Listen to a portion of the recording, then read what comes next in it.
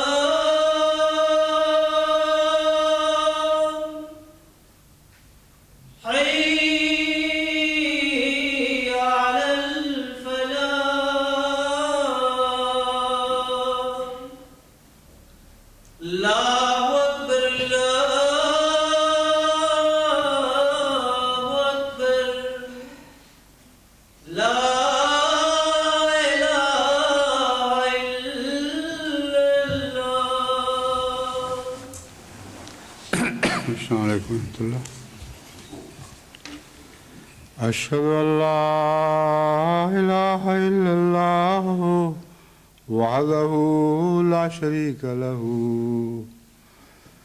وأشهد أن محمدا عبده ورسوله أما بعد فأعوذ بالله من الشيطان الرجيم بسم الله الرحمن الرحيم الحمد لله رب العالمين الرحمن الرحيم مالك يوم الدين إياك نعبد وإياك نستعين اهدنا الصراط المستقيم صراط الذين أنعمت عليهم غير المغضوب عليهم ولا الضالين شهر رمضان الذي أنزل فيه القرآن هدى للناس وبينات من الهدى والفرقان فمن شهد منكم الشهر فليصمه ومن كان مريضا على سفر فعدة من أيام أخر يريد الله بكم اليسر ولا يريد بكم العسر ولتكملوا العدة ولتكبروا الله على ما هداكم ولعلكم تشكرون وإذا سألك عبادي عني فإني قريب أجيب دعوة الداع إذا دعان فليستجيبوا لي وليؤمنوا بي لعلهم يرشدون सूरह अल-बक़रा आयात 186 से 187। अब रमज़ान में दाखिल होने से पहले ये हमारा आखिरी जुमा होगा। जो रमज़ान के बग़ैर जुमे आते हैं उनमें से ये आखिरी होगा। اور باقی جمعے انشاءاللہ رمضان کے دوران آئیں گے۔ تو جیسا کہ ہمیشہ سے میرا دستور رہا ہے، میں رمضان آنے سے پہلے کے جمعہ میں رمضان ہی سے متعلق کچھ امور بیان کیا کرتا ہوں، اور بعض دفعہ یہ سلسلہ رمضان کے جمعوں تک بھی پھیل جاتا ہے، لیکن یہ ایسے مسائل ہیں جو بار بار سننے کے باوجود پھر بھی فراموش ہو جایا کرتے ہیں۔ فذکر ان نفعت ذکرہ میں جو یہ نصیحت ہے کہ زور سے اور بار بار نصیحت کیا کر، کیونکہ ایسا نصیحت کرنا جو بار بار ہو وہ بہت فائدہ پہنچاتا ہے۔ بس اس پہلو سے اگرچہ بعض آپ میں سے بہت سے ایسے ہوں گے جنہوں نے پہلے بھی یہی مضمون سنا ہوگا، مگر ایک بڑی تعداد نئے آنے والوں کی بھی ہے جو کثرت کے ساتھ گزشتہ رمضان کے بعد جماعت میں داخل ہوئے ہیں۔ ان کا بھی حق ہے کہ ان کے سامنے بھی یہی باتیں دہرائی جایا کریں۔ دوسرے چھوٹے بچے بڑے ہو رہے ہیں، پھر بسا اوقات بعض لوگ جمعے میں آ نہیں سکتے، یا پچھلے رمضان پہ ڈش انٹینا کا نظام اتنا عام نہیں تھا جتنا اب ہو چکا ہے۔ تو یہ سارے امور ایسے ہیں کہ اگر آپ سمجھیں کہ آپ کو ان باتوں کا علم ہے تو پھر بھی تسلی رکھیں کہ اکثر ایسے ہیں جن کو ضرورت ہے، اور جو سمجھتے ہیں ان کو علم ہے، ان کا یہ وہم ہے کہ ان کو پوری طرح علم ہے۔ جب مضمون شروع ہوگا تو آپ سمجھ جائیں گے کہ اس علم کی بار بار دہرانے کی ضرورت ہے تاکہ دلوں کی گہرائی تک اترے۔ شہر رمضان الذی انزل فیہ القرآن، رمضان کا مہینہ انزل فیہ القرآن کا ایک ترجمہ ہے جس میں قرآن اتارا گیا۔ ہدی للناس، ہدایت ہے لوگوں کے لیے، وبینات من الہدی، اور ہدایت میں سے بھی ایسی کھلی کھلی روشن ہدایات کہ جو ظاہر و باہر ہوں، والفرقان، اور فرقان بھی ہے، یعنی اپنے اندر بڑی مضبوط دلائل رکھتا ہے۔ اس کا یعنی اسی آیت کا دوسرا ترجمہ یہ ہے، شہر رمضان الذی انزل فیہ القرآن، یعنی رمضان کا مہینہ تو وہ ہے جس کے بارے میں قرآن اتارا گیا ہے۔ جہاں تک پہلے ترجمے کا تعلق ہے، عموماً مفسرین یہ بیان کرتے ہیں کہ رمضان میں قرآن اتارا گیا سے مراد یہ ہے کہ رمضان میں پورا قرآن اتارا جاتا تھا۔ یہ درست نہیں ہے، کیونکہ قرآن کریم تو آہستہ آہستہ نازل ہوا ہے، اور سوائے اس کے کہ اس رمضان میں جس میں پورا قرآن مکمل ہو چکا تھا، سارا قرآن دہرایا جا ہی نہیں سکتا۔ دوسرے، رمضان بہت بعد میں فرض ہوا ہے، اور قرآن تو نبوت کے پہلے دن سے اتارا جا رہا ہے، اس کا رمضان سے پھر کیا تعلق ہوا؟ اس لیے یہ کہنا کہ رمضان میں اتارا گیا، یہ اس پہلو سے درست نہیں بنتا۔ رمضان میں کثرت کے ساتھ جو کچھ اترا تھا دہرایا جاتا تھا۔ انزل فیہ القرآن کا ایک معنی یہ لیا جا سکتا ہے جو درست ہے کہ جتنا قرآن بھی نازل ہو چکا تھا، اس رمضان میں جو اس اترے ہوئے قرآن کے بعد آیا ہے، خواہ وہ 10 سال پہلے سے نازل ہوا ہو، اس رمضان میں دوبارہ ضرور دہرایا جاتا تھا۔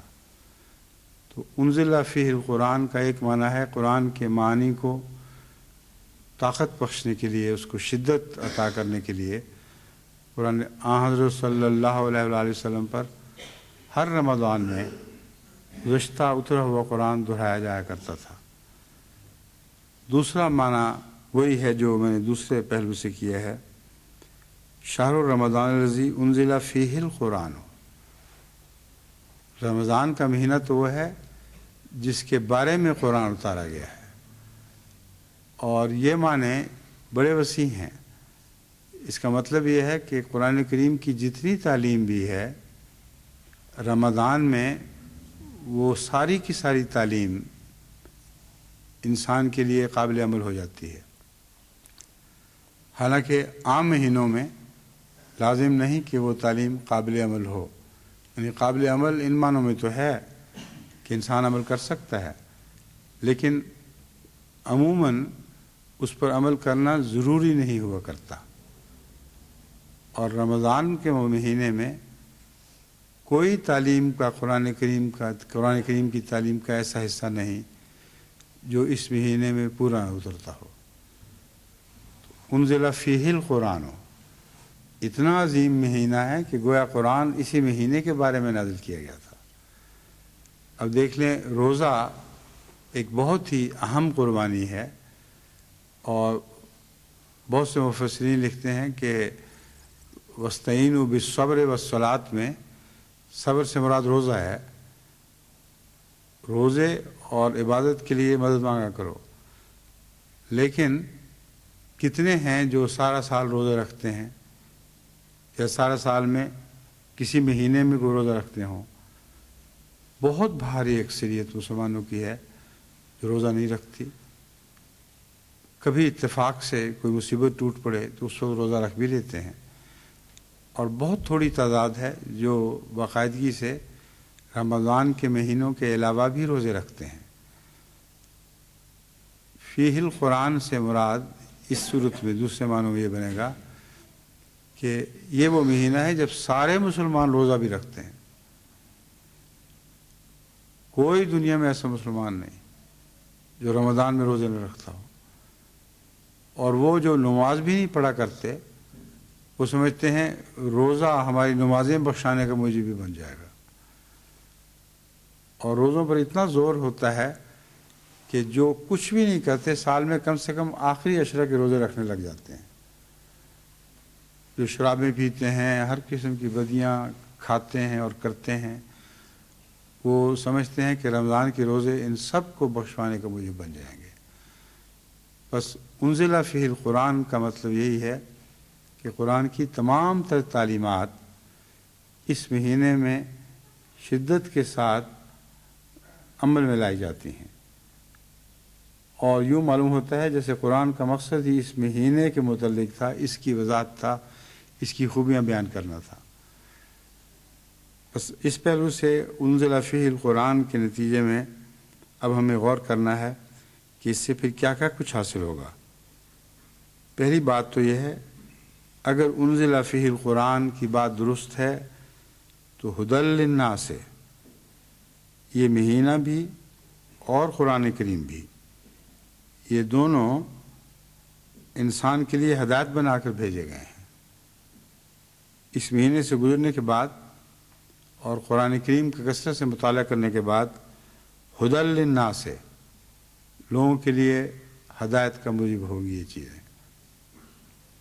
اگر کوئی رمضان گزر جائے، رمضان میں سے گزر جائے اور ہدایت نہ پائے تو قرآن سچا ہے یا وہ سچا ہے؟ اس کا یہ کہنا کہ میں نے رمضان کے روزے پائے، میں نے رمضان سے اپنے گناہ بخشوا لیے، یہ ساری باتیں غلط ہو جائیں گی.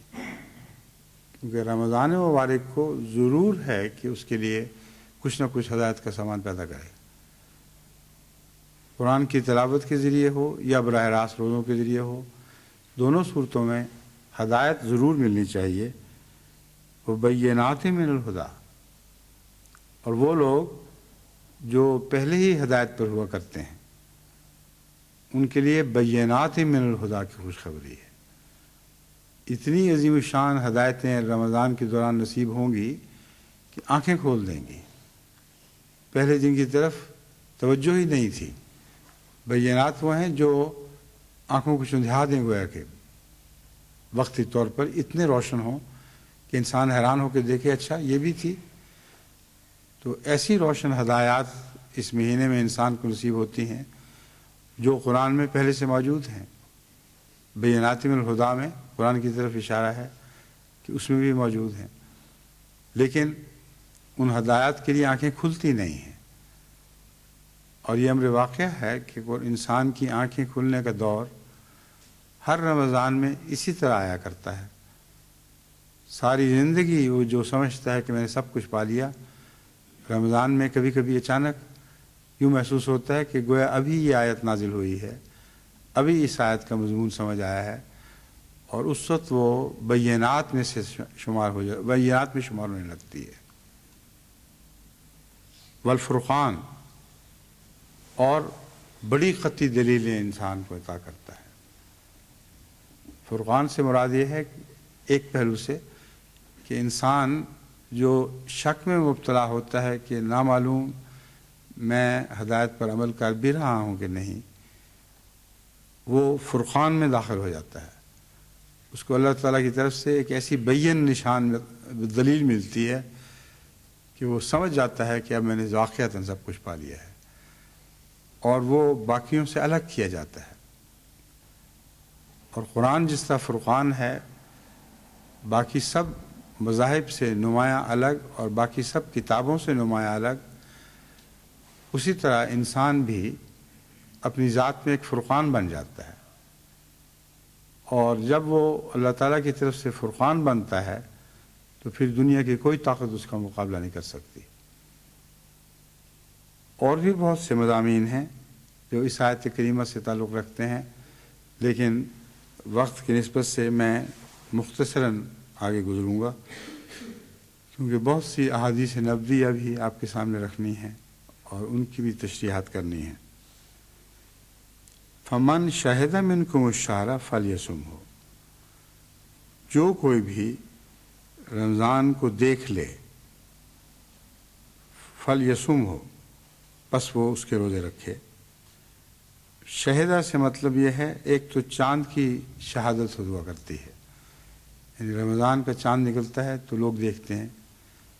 دوسرا شہد منکم الشہر، جس نے رمضان کی حقیقت کو سمجھ کر اس مہینے کو پا لیا ہو اور وہ اس پر گواہ بن گیا ہو، ایسے شخص کے لیے لازم ہے کہ وہ اس کے روزے رکھے۔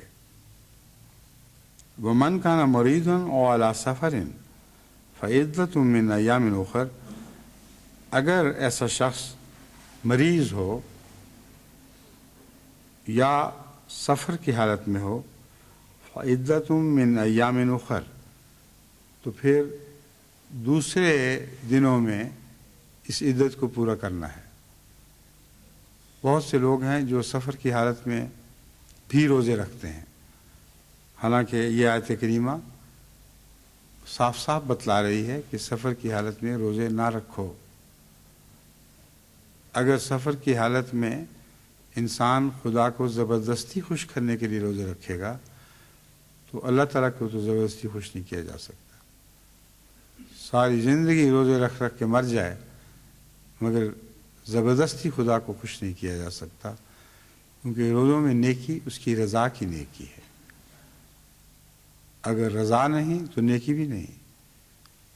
اگر رضا اس بات میں ہے کہ نہ رکھو تو نہ رکھو، اور یہ نہ سمجھو کہ تم رمضان کے روزے رکھ کر سفر کی حالت میں بھی اللہ کو خوش کر سکتے ہو۔ لیکن رمضان کے مہینے میں سفر کی حالت میں روزے رکھنا فی الحقیقت اگر آپ غور کر کے دیکھیں تو نیکی ہے ہی نہیں، کیونکہ انسان رمضان کے مہینے میں آسانی سے روزے رکھتا ہے،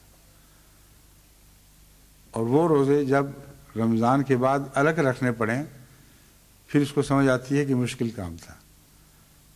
تو بعض لوگ نیکی کے بہانے آسانی چاہتے ہیں، وہ کہتے ہیں روزوں کو ٹرخاؤ، جتنے نکل جائیں ہاتھ سے نکل جائیں، ورنہ مصیبت پڑے گی بعد میں۔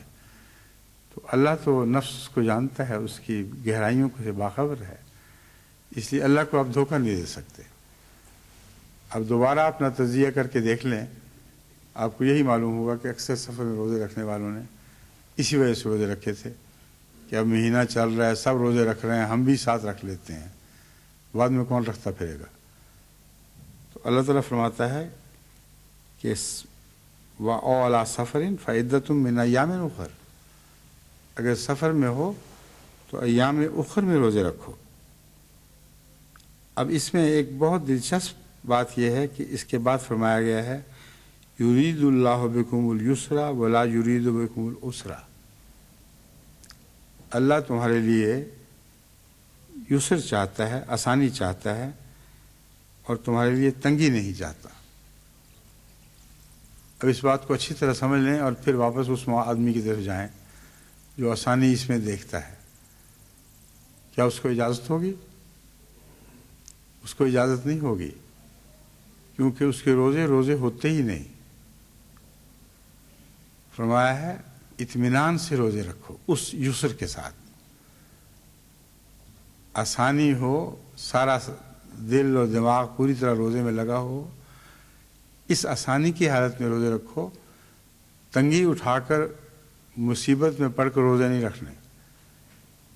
بس وہ شخص جو اپنے روزے ٹالتا ہے وہ دراصل عسر کے روزے رکھتا ہے۔ اللہ تعالیٰ فرماتا ہے تمہارے لیے اللہ عسر نہیں چاہتا، تم نے یسر کے روزے رکھنے ہیں۔ وَلِتُكْمِلُوا الْعِدَّةَ، یہ اس لیے ہے بعد میں روزے رکھنا کہ تم عدت کو پورا کر لو۔ یعنی 30 دن کے روزے ہیں تو 30 دن کی عدت کو پورا کیا جائے گا۔ اگر 29 دن کے روزے ہیں تو 29 دن کی عدت کو پورا کیا جائے گا۔ عدت کو پورا کرنا مقصود بذات ہے۔ بس رمضان دیکھا ہو تو رمضان کے روزے نہ رکھنے کا کوئی بھی عذر قبول نہیں ہوگا جب تک اس کے روزے بعد میں پورے نہ کیے جائیں۔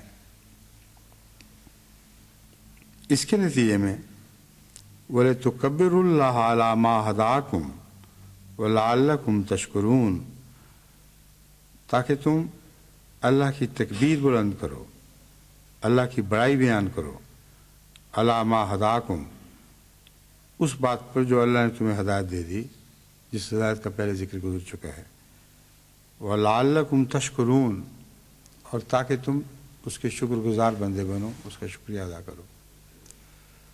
رمضان میں گزرنے کے بعد امر واقعہ یہ ہے کہ اگر آپ نے صحیح روزے اللہ کی خاطر رکھے ہوں تو لازماً رمضان کے بعد بہت شکر کی توفیق ملتی ہے۔ بعض لوگ اس وجہ سے شکر کرتے ہیں کہ ان پر رمضان بوجھل تھا اور اللہ تعالیٰ نے توفیق عطا فرمائی کہ بوجھل ہونے کے باوجود اس کے روزے رکھ لیے۔ بعض لوگ اس لیے شکر ادا کرتے ہیں وَمَا هَدَاكُمْ، کہ رمضان میں انہوں نے بہت سی ہدایتیں دیکھی ہوتی ہیں اور بہت سے رمضان نئی نئی ہدایتیں لے کر ان کے لیے طلوع ہوتے ہیں اور اسی طرح رخصت ہوتے ہیں۔ تو شکر کا وقت تو رمضان کے دوران ہی ہے، اس کے متعلق بھی احکام آتے ہیں، لیکن رمضان کے بعد کا شکر یہ معنی رکھتا ہے کہ بہت انسان اللہ تعالیٰ کا شکر ادا کرے کہ اس نے اس رمضان کو اس پر آسان کر دیا، عسر نہیں رہنے دیا، اس نے آسانی عطا کی، اس کا ذکر کرنے کے لیے ہم راتوں کو اٹھے، اس کی خاطر بھوک پیاس ہر قسم کی بدنی سختی برداشت کی، اور نتیجہ یہ نکلا کہ ہمیں ہدایت عطا ہوئی، وہ ہدایت جو عام دنوں میں نہیں ملا کرتی تھی۔ بس یہ شکر رمضان کے کامیابی سے گزرنے کا شکر ہے، لعلکم تشکرون۔ اس کا سب سے بڑا پھل، جو رمضان کا سب سے بلند مقصد اور سب سے اعلیٰ پھل ہے، وہ یہ ہے کہ اللہ مل جاتا ہے۔ چنانچہ اس کی مان بات اللہ تعالیٰ فرماتا ہے وَإِذَا سَأَلَكَ عِبَادِي عَنِّي فَإِنِّي قَرِيبٌ۔ حضرت صلی اللہ علیہ وآلہ وسلم کو مخاطب کر کے فرمایا ہے اے رسول، یعنی رسول کا نام تو نہیں مگر مخاطب حضور ہی ہیں، اذا سالک عبادی انی، جب میرے بندے تجھ سے سوال کریں، انی میرے بارے میں، فینی قریب، تو میں تو قریب ہوں۔ اس دعا میں جو ہمیں جس کی طرف اشارہ ہے، یہاں دنیا کی ضرورتیں پوری کرنے کا کوئی حوالہ نہیں۔ اذا سالک عبادی انی، یعنی جب میرے بندے مجھے ڈھونڈتے پھریں، مجھے چاہتے ہوں، اور تجھ سے پوچھیں کیسے ہم اپنے رب کو پالیں، تو اس وقت یہ نہیں فرمایا فقل انی قریب، تو ان سے کہہ دے ان اللہ قریب، کہ اللہ قریب ہے یا میں قریب ہوں۔ فوری جواب ہے فانی قریب۔ قریب والا بعض دفعہ دوسرے کا حوالہ بھی نہیں دیتا، کسی دوسرے کو یہ نہیں بتائے گا کہ اس کو بتا دو کہ میں قریب ہوں۔ تو اس میں سوال کرنے والے کی نیت کے خلوص کا ذکر ہے۔ اگر واقعتاً کوئی اللہ کو چاہتا ہے تو اے رسول جب بھی وہ تجھ سے پوچھے گا میں اس کو سن رہا ہوں گا، مجھے بات بتانے کے لیے اس وقت تیرے حوالے کی ضرورت نہیں، انی قریب، میں تو ساتھ ہی کھڑا ہوں، رگے جان سے بھی زیادہ قریب ہوں۔ لیکن اجیب و دعوت الداعی اذا دعان، میں پکارنے والے کی دعوت کو سنتا ہوں جب وہ مجھے پکارے، یعنی میرا شوق رکھتا ہو، دنیا طلبی کی خاطر نہ میں یاد آؤں۔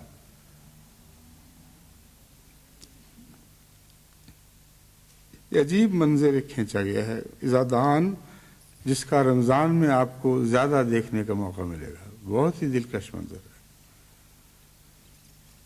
کئی لوگ ہیں جنہوں نے زندگیاں وقف کر دیں، جنگلوں میں ڈھونڈتے پھرے، اللہ اللہ پکارتے پھرے ہیں، اور پھر بھی ان کو اللہ نہیں ملا۔ کئی لوگ ہیں جو بعض دفعہ بے اختیار ہو کر اللہ کہتے ہیں تو اللہ ان کو مل جاتا ہے۔ اس مضمون کا فرق کیا ہے؟ یہ فرق یہاں بیان کیا جائے گا۔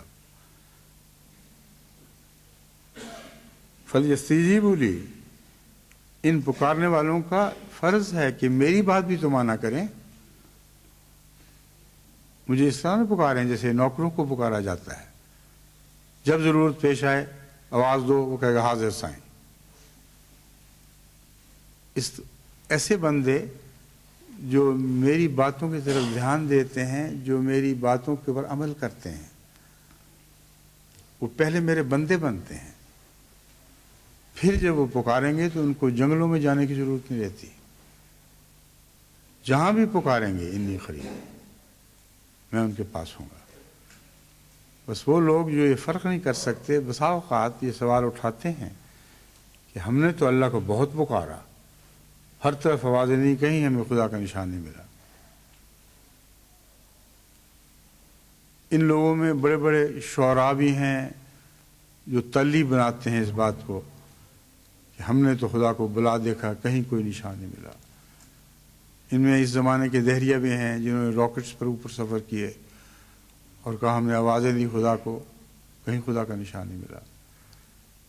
ان لوگوں میں وہ فرائین ہیں اس دور کے جنہوں نے بلند و بالا عمارتوں پہ قبضے کیے اور ان کی چوٹی پر جا کر یہ اعلان کیا ہمیں یہاں کوئی خدا دکھائی نہیں دیتا،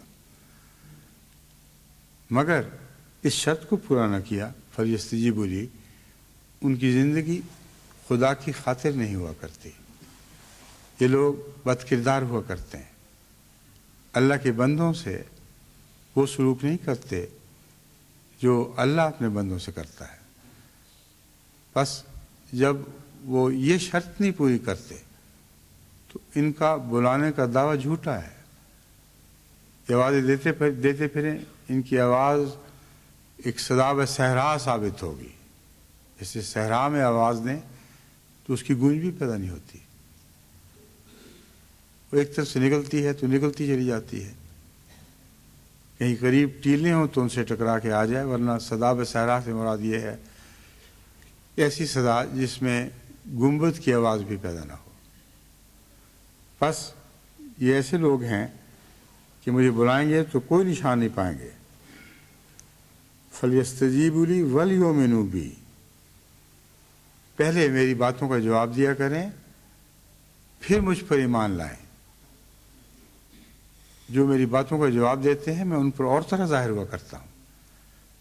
وہ ایمان بہت طاقتور ایمان ہے جو ان شرائط کے ساتھ ہو۔ وہ شخص جس کا خدا اس کے ساتھ ساتھ پھر رہا ہو، اس کا ایمان ہی اصل ایمان ہے، باقی سب ایمان دور کی باتیں ہیں۔ تو رمضان مبارک کی خوبی ہے کہ اس کے آخر پر جہاں تشکرون کے بعد وضاحت کی گئی ہے کہ کیوں شکر ادا کرو، وہاں یہ وضاحت ہے، ہر رمضان تمہارے لیے خدا کو لے کے آتا ہے، ہر رمضان کا پھل اللہ تعالیٰ ہے۔ اگر خدا مل جائے تو پھر تمہیں اور کسی چیز کی ضرورت نہیں کہ اسے ڈھونڈتے پھرو، اسے پکارتے پھرو۔ جب اللہ مل جاتا ہے تو پھر یاد رکھو فإنی قریب، خدا پھر ساتھ رہا کرتا ہے۔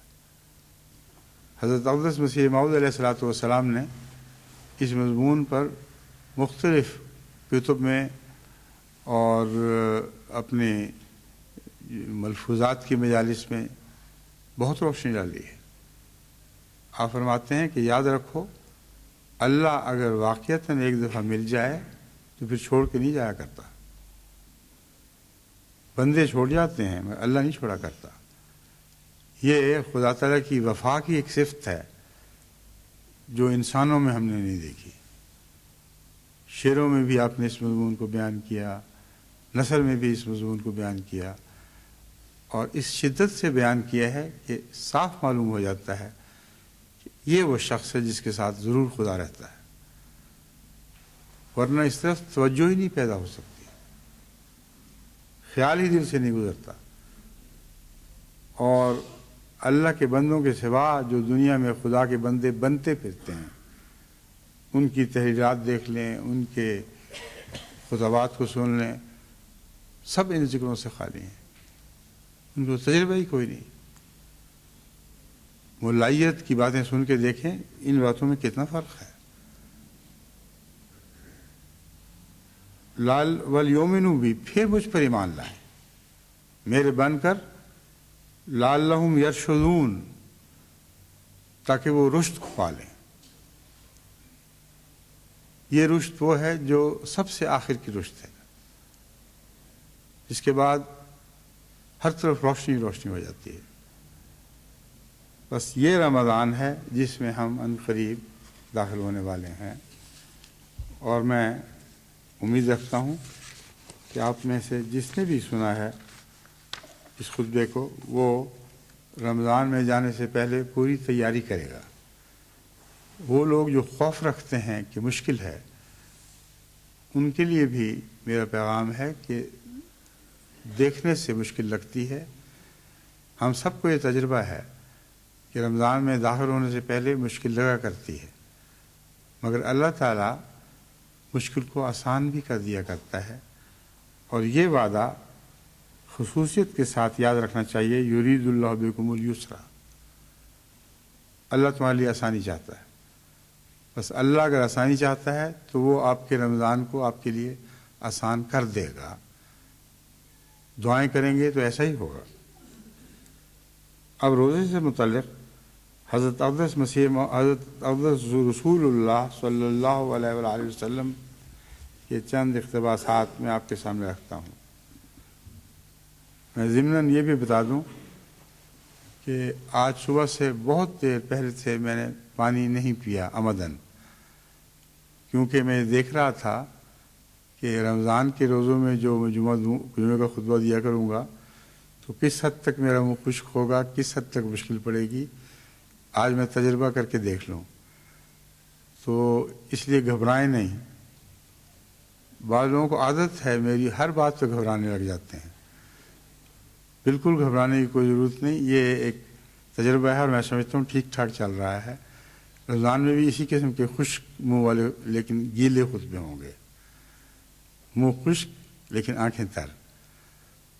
تو مجھے بار بار یہ بتانا پڑتا ہے کیونکہ لوگوں کو عادت پڑ گئی ہے، وہ اپنے آپ کو میرا زیادہ قریبی دکھانا چاہتے ہیں۔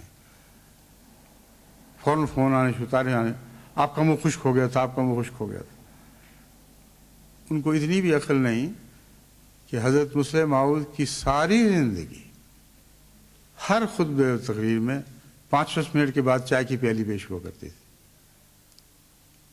ان کو بھول ہی کیا ہے، وہ سمجھتے ہیں یہ بلا صرف مجھ پر پڑی ہے۔ حضرت مسلم موعود کا ایک بھی خطبہ، ایک بھی جلسے کی تقریر مجھے یاد نہیں جب حضرت مسلم موعود کی خدمت میں بار بار چائے کی پیالی پیش نہیں ہوا کرتی تھی۔ اور مجھے یاد ہے کہ میں بھی پاس بیٹھ جایا کرتا تھا نیچے، کیونکہ اس جھوٹی پیالی کے لیے جو تبرک تھی سارے لوگ ایک دم ہاتھ بڑھایا کرتے تھے، اور چائے بہت مزیدار ہوتی تھی. اور مجھے یاد ہے کہ اس وقت اللہ بھی تو جانتے تبرک کا شوق تھا یا چائے کا تھا، مگر اس چائے کو پینے کے لیے ہم بھی قریب ہو کے بیٹھ جایا کرتے تھے، اور خان صاحب جو چائے اوپر بھیجا کرتے تھے حضرت صاحب کے لیے، وہ بعض وقت دیکھ کے تو باری باری کہتے اچھا لو یہ اب تمہاری پہلی، یہ تمہاری پہلی. حضرت خلیفۃ المسیح ثالث کا دور تو آپ میں سے اکثر نے دیکھا ہوگا کہ حضرت خلیفۃ المسیح ثالث بار بار قہوے کی پیالی نہیں پیا کرتے تھے، اس سے بہت زیادہ جو میں پیتا رہا ہوں. اس قہوے پر بھی ان کو اعتراض نہیں ہوا، اور میرے گرم پانی پہ اعتراض ہو گیا. عجیب و غریب ہستی ہیں جو میری ہمدرد. ان کو سوچنا چاہیے، عقل کرنی چاہیے کہ یہ سلسلہ آج سے شروع نہیں ہوا. جو خلافت مجھے یاد ہے اس سے لے کر اب تک تو یہی حال ہم نے دیکھا. بس اگر اللہ تعالیٰ کو یہی منظور ہے کہ تقریر کے دوران گھونٹ بھر پانی پی لیا کرو تو آپ کو کیا اعتراض ہے اس پہ؟ لیکن اب میں پریکٹس کر رہا ہوں کہ نہ پیوں، اور دوائیاں بھی ڈھونڈ رہا ہوں ایسی کہ اس سے لوگوں کو چھٹکارا، مجھے تو کوئی فرق نہیں پڑتا، لوگوں کو اس مصیبت سے چھٹکارا ہو جائے جن کو دیکھنا دوبھر ہے. اس لیے بہرحال میں ضمناً یہ بات بیان کرنے کے بعد اب احادیث نبویہ کی طرف آتا ہوں. حضور اکرم صلی اللہ علیہ وآلہ وسلم نے فرمایا الصیام جنۃ وحصن حسین من النار. مسند احمد سے یہ روایت ہے کہ حضرت صلی اللہ علیہ وآلہ وسلم نے فرمایا کہ رمضان ایک ڈھال ہے. ڈھال آگے رکھی جاتی ہے تاکہ تیروں کی بارش نہ ہو. تو رمضان تمہیں ہر قسم کی بدیوں کے مقابل پر ایک ڈھال کے طور پر عطا ہوا ہے. شیطان نے تیر مارنے ہیں، وساوس ضرور تمہاری طرف اچھالے جائیں گے، لیکن رمضان ان وساوس، ان بد خیالوں کے لیے ایک ڈھال بن جائے گا. وحصن حسین من النار، اور آگ کے مقابل پر تو ایک ایسا قلعہ ہے جو حصن حسین ہے، یعنی ایسا قلعہ جس سے بہت مضبوط بنایا گیا ہو، جس تک دشمن کی رسائی ممکن ہی نہ ہو. تو اللہ کے فضل سے اب ہم اس حصن حسین میں داخل ہونے والے ہیں.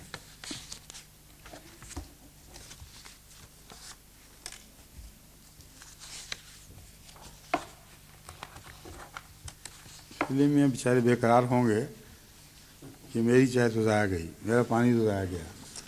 کوئی حرج نہیں، آج یہ بھی تجربہ ہو جائے آپ کو. روزہ آگ سے بچانے والی ڈھال ہے. اس سے متعلق ایک اور روایت ہے نسائی کی کتاب الصوم. مطرف سے روایت ہے کہ میں عثمان بن ابی العاص کے پاس گیا، انہوں نے دودھ منگوایا. میں نے کہا کہ میں روزے سے ہوں.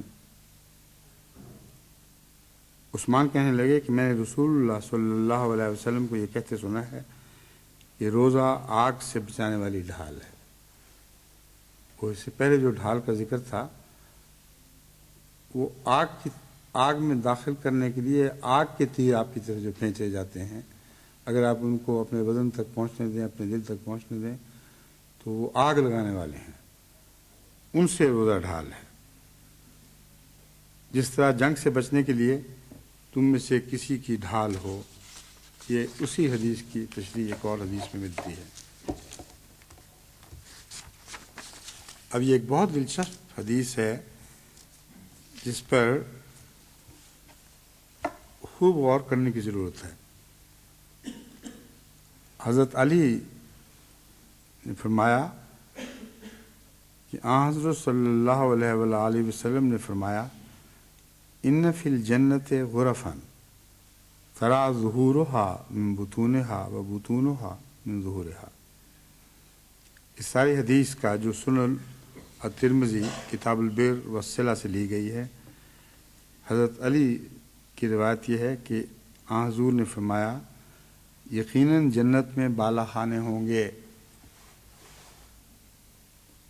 जिनके अंदरूने बाहर से और खारजी हिस्से अंदर से नज़र आते होंगे। इस हदीस का मज़मून बता रहा है कि ये लाज़िमन हज़रत अक़दस रसूलुल्लाह सल्लल्लाहु अलैहि वसल्लम का कलाम है, वरना जैसे कि मज़मून आगे बढ़ेगा आप हैरान हो जाएंगे कि किसी और के ख्याल में दिमाग में ये ख्याल आ नहीं सकता था। आमतौर पर इंसान अपने घर की पर्दापोशी चाहता है और चाहता है कि हर हालत में लोग उसको बाहर से ना देखें।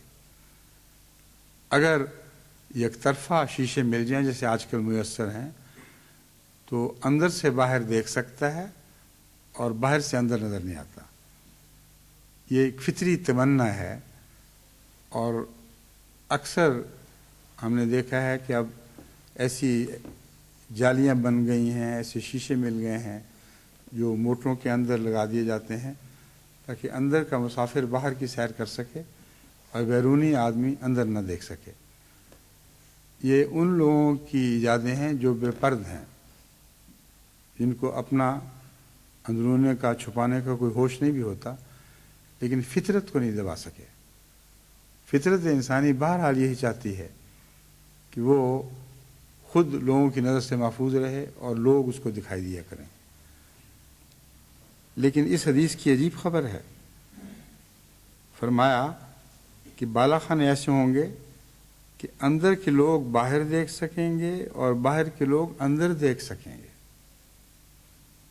अब ये भी बहुत दिलचस्प बात है। उस ज़माने में अगर अंदर के लोग बाहर देख सकते थे तो तभी लाजमी बात थी कि बाहर के लोग अंदर भी देख सकते हैं। वो शीशे तो याद नहीं हुए तो एक तरफा हो। तो खुसूसियत के साथ बाला खानों का इस तरह जिक्र करना कि वो उस ज़माने का कलाम मालूम ही नहीं होता। इस ज़माने की बात है जब दो तरफा या एक तरफा शीशे या झरोके ईजाद हो गए जिनमें से एक तरफा नज़र आया करता था, तो हज़रत अली को रसूलुल्लाह सल्लल्लाहु अलैहि वसल्लम की तरफ ये जो बात खुद मंसूब करने की ज़रूरत क्या थी, जो उस ज़माने के लिहाज से अजीब बात है कि बाला खाने होंगे और बाहर के लोग अंदर देख सकेंगे और अंदर के लोग बाहर देख सकेंगे और बाहर के लोग अंदर भी देख सकेंगे। तो उन बाला खानों का जिसमें बरसर-ए-आम गोया चौक में पड़े हुए हैं, उनका क्या फ़ायदा। इससे आगे जो मज़मून है वो बहुत दिलचस्प है। वो इस पर पुरहिकमत रोशनी डाल रहा है। एक अराबी ने खड़े होकर सवाल किया ये बात सुनकर कि हुजूर ये किन के लिए होंगे ऐसे बाला खाने जहाँ दो तरफा नज़ारा होगा। फरमाया उनके लिए होंगे जो खुशगुफ्तार होंगे, ज़रूरतमंदों को खाना खिलाने वाले, रोज़ों के पाबंद और रातों को जब सब लोग सोते हों तो वो नमाज़ें अदा करेंगे। इसका उस बात से क्या ताल्लुक़ है। इंसान के नेकी के कुछ पहलू हैं जो बनी नौ इंसान की तरफ खुले हुए हैं और बनी नौ इंसान उनके उन पहलुओं को देख रहे हैं। एक इंसान जब ज़रूरतमंद की ज़रूरत पूरी करता है, जैसा कि यहाँ जिक्र किया गया है, तो ज़रूरतमंद अपने मोहसिन को जान रहा है और मोहसिन ज़रूरतमंद की ज़रूरत को पहचान रहा है। ये दो तरफा नज़र आने वाली बात है। लेकिन अगर वही शख्स रातों को उठ खड़ा हो जबकि सब लोग सोते हों तो उसकी इस नेकी को कोई नहीं जानता, किसी को खबर नहीं इसने रात कैसे गुजर की। बस अल्लाह की ये शान है कि जन्नत में इनकी अंदरूनी नेकियां भी दिखाई जाएंगी। और चूंकि जन्नत में दाखिल होने वालों के कोई ऐसे कारोबार नहीं जो दुनिया की नज़र से छुपाए जाने वाले हों, वहाँ सब एक दूसरे को जानते हैं। वहाँ जो कुछ भी है नेकी की बात ही है जिसके ज़ाहिर होने में हर्ज नहीं। मगर दुनिया में जो ये नेकियां छुपाया करते थे اور ان کو دوسروں کو دیکھنے نہیں دیا کرتے تھے. تھیں وہ بہت پیاری. اللہ کی شان ہے. جنت میں اللہ فرماتا ہے میں دکھاؤں گا ان کو, سب لوگ جان لیں گے کہ یہ وہ لوگ تھے جن کی چھپی ہوئی باتوں کا ہمیں کوئی علم نہیں تھا. اس طرح یہ خدا تعالیٰ کی عبادت کیا کرتے تھے, اس طرح نیکیاں کیا کرتے تھے. بس یہ خدا کی شان ہے کہ احادیث نبوی جو سچیوں خود بولتی ہیں. ناممکن ہے کہ وہ رسول کے سوا کسی اور کا کلام ہو. اور مجھے کبھی بھی ضرورت نہیں پڑی کہ راوی کے حوالے سے حدیث کو سچا جانوں. ہمیشہ میں نے حدیث کے حوالے سے حدیث کو سچا جانا ہے. اتنی قطعی ہدایت اپنے اندر رکھتی ہے, اتنا قطعی ثبوت رکھتی ہے, ایسا فرقان ہوتی ہے سچی حدیث کہ اسے کسی راوی کی حاجت نہیں ہے.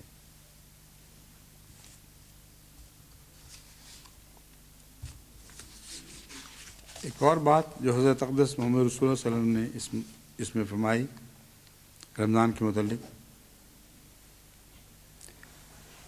حضرت ابو ہریرہ سے روایت ہے کہ رسول اللہ نے فرمایا, یہ ابن ماجہ کی روایت ہے, ہر چیز کو پاک کرنے کے لیے اس کی ایک زکوٰۃ ہوتی ہے. یعنی آپ لوگ اپنے وجود میں سے ہر چیز کا کچھ نہ کچھ حصہ خدا کی خاطر جب نکالتے ہیں تو بظاہر وہ کم ہوتا ہے, مگر زکوٰۃ کا مطلب ہے اللہ کے نزدیک بڑھ جاتا ہے. اور اس کے زکوٰۃ ہونے کا ثبوت یہ ملتا ہے کہ وہ دنیا میں بھی برکت پاتا ہے اور آخرت میں بھی برکت پاتا ہے, وہ ضائع نہیں ہوا کرتا. فرمایا ہر چیز کو پاک کرنے کے لیے ایک زکوٰۃ ہوتی ہے, اور جسم کی ظاہری و باطنی زکوٰۃ اور پاکیزگی کا ذریعہ روزہ ہے. جب آپ روزہ رکھتے ہیں تو اپنے وجود میں سے ہر چیز میں سے اللہ کا حصہ نکالتے ہیں. بھوک لگتی ہے, پیاس لگتی ہے, شور مچانے کو دل چاہتا ہے, بعض دفعہ لغو باتیں انسان کرتا ہی ہے, جس کو عادت ہے وہ کوئی لغو لطیفے بھی سنانے کی کوشش کرے گا. کوئی غصے سے بولا ہے تو غصے سے اس کو جواب دینے کو دل چاہے گا. ہر موقع پر ہر انسانی خواہش پر زنجیریں ڈال دی گئی ہیں. اس کے نفس پر وہ باغیں کس دی گئی ہیں. اب ایسا شخص اللہ کے حکم کے تابع ہے, اس سے ہٹ کے ادھر ادھر جا نہیں سکتا. یہ اس کی زکوٰۃ ہے. اور اس زکوٰۃ کا ایک مطلب یہ ہے کہ جب رمضان گزر جائے گا تو اس کے اندر جو اچھی باتیں تھیں وہ بڑھ جائیں گی. پہلے اس کا کلام بیہودہ بھی ہوا کرتا تھا, تو رمضان کی ان باغوں کے ذریعے رفتہ رفتہ اسے اچھا کلام کرنے کی عادت پڑ جائے گی. اور جب سوچے گا کہ میں کیوں کلام نہیں کر رہا, تو معلوم ہو جائے گا کہ میرے کلام میں کچھ بدیاں داخل تھیں. اللہ کی خاطر نہیں کر رہا تو اس خواہش کو آئندہ بھی پورا ہونا چاہیے, اور رمضان کے بعد بھی یہ چیز بڑھنی چاہیے. یہ زکوٰۃ ہے جس کی طرف خصوصیت کے ساتھ حضور اکرم نے یہ حوالہ دیا ہے. پھر فرمایا بعض لوگ کہتے ہیں کہ روزے نہیں رکھنے کی میری صحت ٹھیک نہیں رہتی. یہ بالکل غلط بات ہے. روزوں سے ہی صحت اچھی ہوتی ہے, اور کوئی ایسا شخص نہیں ہے جو رمضان کو ٹھیک حالت میں گزار دے وہ پہلے سے بہتر نہ ہو جائے. میں نے گزشتہ رمضان میں یہ ذکر کیا تھا کہ اسرائیل کے ڈاکٹرز نے غالباً اسلام پر حملے کی نیت سے اور یہ بتانے کی خاطر کہ دیکھو روزے رکھ کے بچوں کی صحت خراب کر دیتے ہیں, بوڑھوں کمزوروں کی صحت خراب کر دیتے ہیں, اس لیے مضر عادت ہے, ایک تحقیق شروع کی. اور یہ ان کو ضرور ہمیں خراج تحسین پیش کرنا چاہیے کہ تحقیق میں سچے تھے. حملہ کرنے کی نیت بدی کی ہوگی مگر تحقیق میں سچے تھے. بڑی کثرت سے انہوں نے تحقیق کی, کمزوروں پر, بوڑھوں پر, بچوں پر, اور تحقیق کا آخری یہ نتیجہ نکالا اور حیران رہ گئے کہ ہر شخص جس نے روزے رکھے ہیں اس کی صحت رمضان سے پہلے خراب تھی، رمضان کے بعد اچھی ہو گئی. تو یہ آج کی دنیا میں جو اسلام پر سختی سے تنقید کرنے والے لوگ ہیں وہ حضرت اقدس محمد رسول اللہ کی اس بات کی گواہی دے رہے ہیں. فرمایا سومو تصحو، روزے رکھا کرو تمہاری صحت اچھی ہوگی. لیکن میں سمجھتا ہوں کہ اس حدیث میں جسمانی صحت کی طرف ہی اشارہ نہیں، جیسا کہ لوگ عام طور پر سمجھتے ہیں. سومو تصحو سے مراد یہ ہے تم ٹھیک ٹھاک ہو جاؤ گے، تمہیں بہت سی بدیاں لاحق ہیں، تم روحانی طور پر بیمار ہو، تمہیں علم نہیں ہے، روزے رکھو گے تو بہت سی بیماریاں جھڑ جائیں گی اور تمہارے روحانی بدن کو بھی صحت نصیب ہوگی. ایک روایت میں فرمایا صبر کے مہینے یعنی رمضان کے روزے سے سینے کی گرمی اور کدورت دور، صبر کے مہینے یعنی رمضان کے روزے سینے کی گرمی اور کدورت کو دور کرتے ہیں. وہ چونکہ گرم ملک تھا اور گرمی کے نتیجے میں تن بدن کو بعض دفعہ آگ سی لگ جایا کرتی تھی. فرمایا یہ گرمی کے مہینے میں خواہ کیسی شدید گرمی ہو، اگر رمضان کے روزے رکھے جائیں تو وہ دل کی سکینت کا موجب بنیں گے اور اس کو ایک اندرونی صحت عطا کریں گے جس کی وجہ سے بھڑکی ختم ہو جائے گی. اور بھڑکی اکثر بیماری کے نتیجے میں ہوا کرتی ہے یا بری باتوں کے لیے ہوا کرتی ہے. تو دونوں صورتوں میں رمضان تمہارے لیے ایک مفید چیز ہے. اس میں کوئی بھی خرابی ایسی نہیں کہ تم اس خرابی کی وجہ سے اسے دور بھاگو. بدن کے لیے بھی اچھا ہے، روحانی صحت کے لیے بھی اچھا ہے، بھلائی ہی بھلائی ہے. اور سب سے بڑی بھلائی تو یہی ہے کہ وہ اللہ سے ملا دیتا ہے. ایک اور حدیث میں یہ درج ہے صحیح بخاری میں کہ روزہ فتنوں کا کفارہ ہے.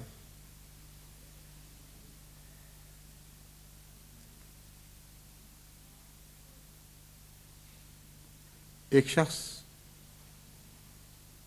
نے حضرت عمر کے سامنے رضی اللہ تعالیٰ عنہ یہ سوال کیا،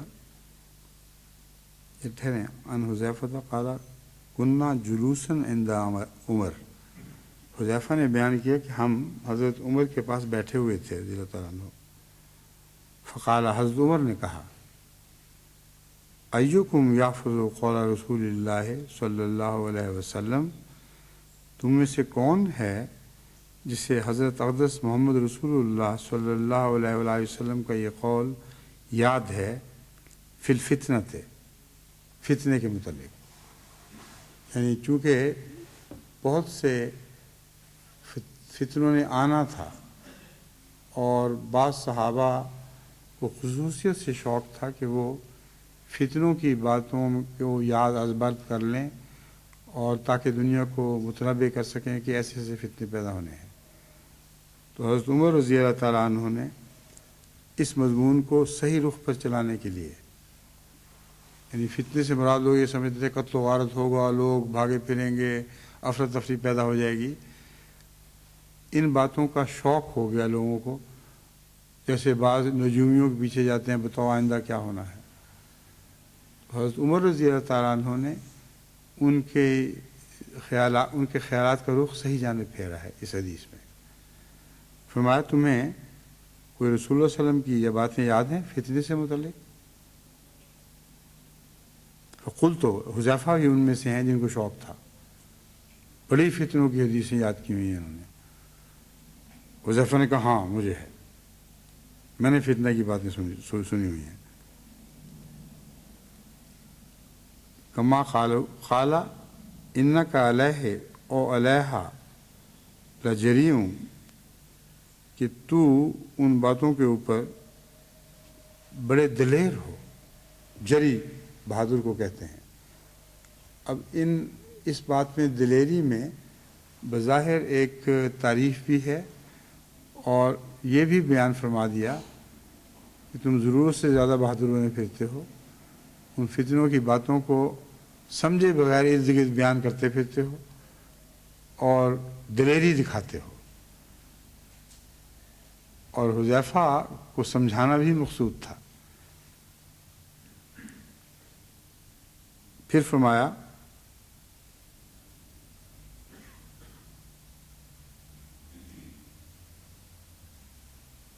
انک علیک او علیہ لجریون۔ جب یہ بات سنی تو تب حذیفہ کو ہوش آ گئی، اور جو فتنے کی حقیقت تھی، جس کے لیے کسی فساد کے زمانے کے دیکھنے کی ضرورت ہی کوئی نہیں، وہ دائمی حقیقت رسول اللہ صلی اللہ علیہ وسلم بیان کر چکے تھے، اور ان کو شوق تھا دوسری باتیں کرنے کا۔ حضرت عمر نے جب یہ ایک قسم کا ڈانٹا اور حقیقت حال کی طرف توجہ کرنے کے لیے نصیحت فرمائی، تو اب دیکھیں وہی حذیفہ کیا بات کرتے ہیں۔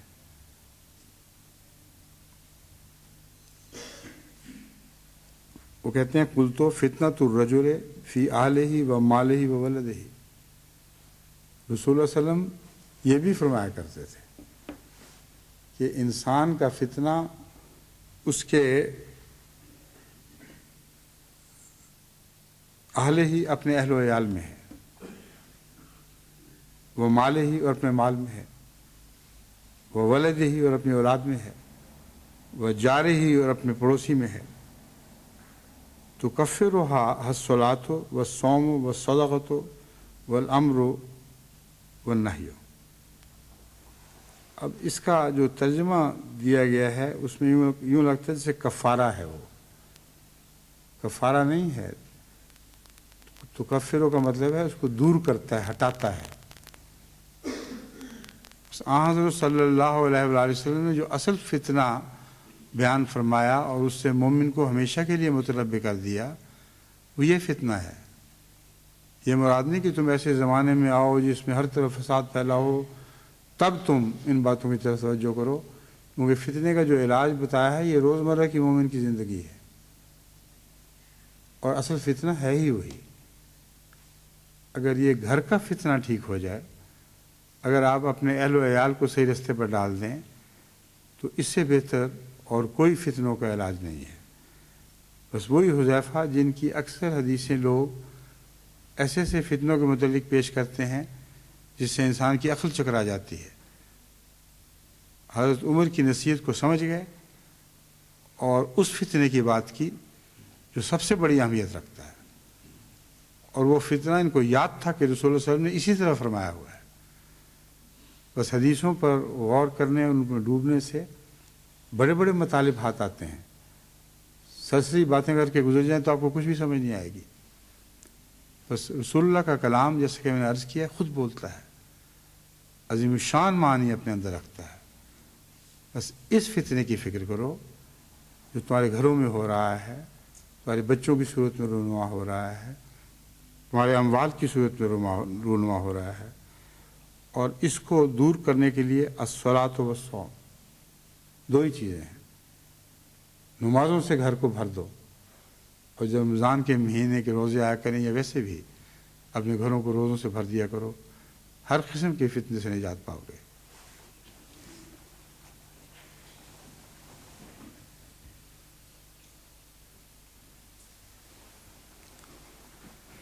الحمد للہ نحمدہ ونستعینہ ونستغفرہ ونؤمن بہ ونتوکل علیہ ونعوذ باللہ من شرور انفسنا ومن سیئات اعمالنا من یہدہ اللہ فلا مضل لہ ومن یضللہ فلا ہادی لہ ونشهد أن لا إله إلا الله وحده لا شريك له ونشهد أن محمدا عبده ورسوله عباد الله رحمكم الله إن الله يأمر بالعدل والإحسان وإيتاء ذي القربى وَيَنْهَى عَنِ الْفَحْشَاءِ وَالْمُنْكَرِ وَالْبَغْيِ